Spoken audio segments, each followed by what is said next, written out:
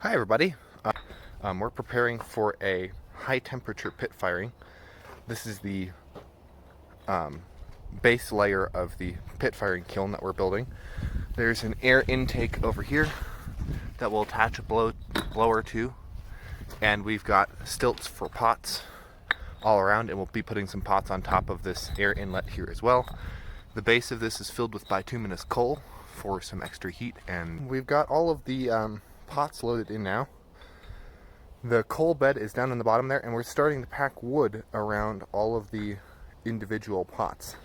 There's very little temperature control possible with this firing method, so it's pretty much just going to be load it in, pack the wood around it, set it off, and then it's just go, and whatever works, and whatever doesn't.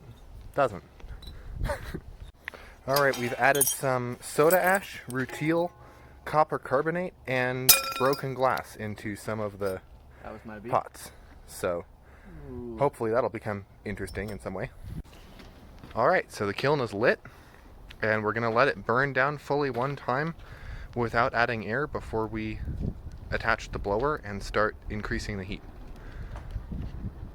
These bricks are not kiln bricks, so it's unlikely that they'll survive, but we're just going to give it a go. So everything is well and truly burning now. We haven't heard any explosions yet, so I will, knock on wood, say that we're kind of in the clear as far as that goes. And I think we're just going to let this burn down, and then we'll add the blower and add a bunch more wood. Alright, so we have just started the fan. There's a little blower fan on the end of this duct, and it's about 8 inches away from the hole, and so it's accelerating the fire and adding a bunch of oxygen to it, and we'll move the tube closer to the kiln and that air hole as we want to increase the heat, and we'll keep feeding it wood. So we have scooched the fan closer to the air hole, and if you see down in there, it's getting very, very hot in areas down in the middle of the kiln. If you want to see this, what I was going to try to do. Alright, so we are probably about 2 hours into the firing at this point. We've scooched the vent up closer and closer. As you can see, it's very warm in there.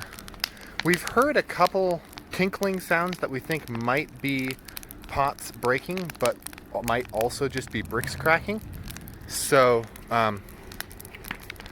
we shall see. That was just a bottle breaking. We're kind of adding some glass to it to see if we can get some cool melting effects. But we're just gonna keep on going like this, try to get it a little bit hotter, and then we'll probably shut it off in a few hours. Alright, so the fan is all the way in, and you can see there's quite the fire going. My phone's getting really hot, so I'm going to back up and turn off the video, but I'd say we're about 2.5 hours in at this point. We're going to hold it about this temperature for half an hour. Alright, I'm having to take my videos from progressively farther back. So we are, I'd say about 3 hours in now, 2.5 hours in, and we've loaded up a bunch of wood, and we're going to wait for it to kind of burn down a little bit, and then we're going to move the fan away and turn it off and let it all reduction cool in its own coals and ashes to see if we can get some really neat purple, black, red effects on it. So yeah, that's the plan for now.